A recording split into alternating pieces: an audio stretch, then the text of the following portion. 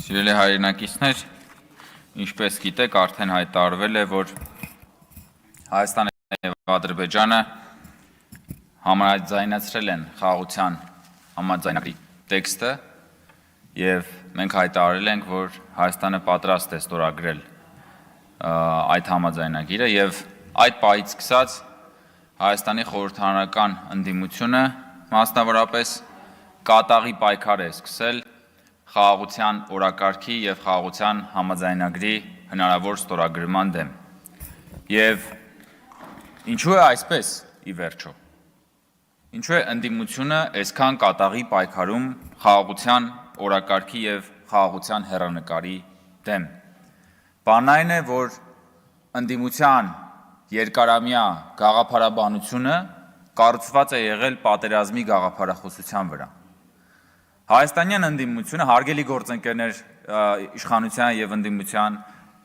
խնդրում եմ ավարտեք ձեր սրտառուչ խոսակցությունը, ես դա ողջունում եմ, բայց թույլ տվեք ելույթները շարունակվեն, հետո դուք շարունակեք։ Պարոն Դանիելյան, կարող եք նստել մեր օթյակում, համեցեք։ Մենք ողջունում ենք ձեր գալուստը մեր օթյակ,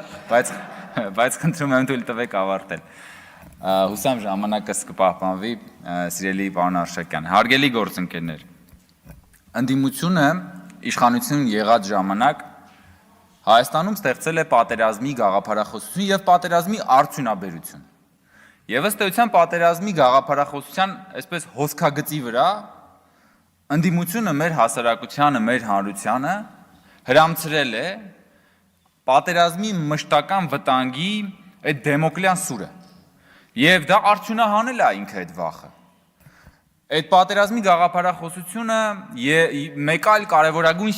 սյունի հետ եղել է այդ իշխանության, ուրեմն երկու սյուն են եղել այդ իշխանության պահպանության համար։ Մեկը պատերազմի արդյունաբերությունն է եղել, մյուսը գողապետությունը։ Որովհետև ինչ էր պետք ասել մարդկանց, պետք էր ասել, որ դուք պիտի հանդուրժեք ամեն ինչ, որ թե չէ հանկարծ կլինի պատերազմ։ Եվ այդ վախի վրա պետք էր շարունակել սեփական իշխանության վերարտադրությունը։ Ու հիմա ինչ է տեղի ունեցել։ Այն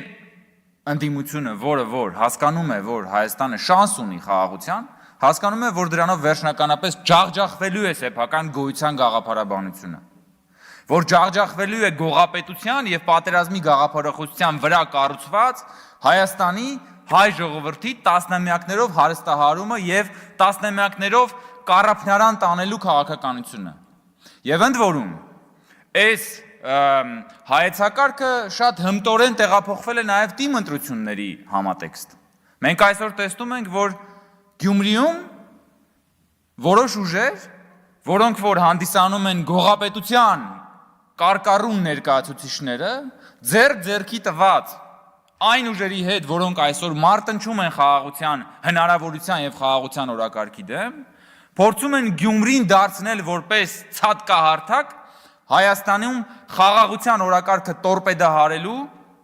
Հայաստանը վերջնականապես և մշտապես պատերազմի արդյունաբերության ճիրաններում պահելու համար։ Եվ ես ուզում եմ, որ նաև մեր գյումրեցի, մեր փարաքյարցի, սիրելի հայրենակիցները շատ լավ հասկանան, որ այս ընտրությունները միայն բակի, փողոցի, կոմունալ տնտեսության քաղաքային ընտրություններ չեն։ Այսօր նաև այս ամբիոնից հնչեցին ելույթներ այդ մասին։ Հնչեցին ելույթներ խաղաղության օրակարգի դեմ և հնչեցին ելույթներ Գյումրիում քաղաքացիական պայմանագրի դեմ։ Այն մարդիկ, ովքեր որ արդեն քանի տարի ցանկանում են Հայաստանում զավթել իշխանությունը, պարալիզացնել հնարավոր խաղաղությունը,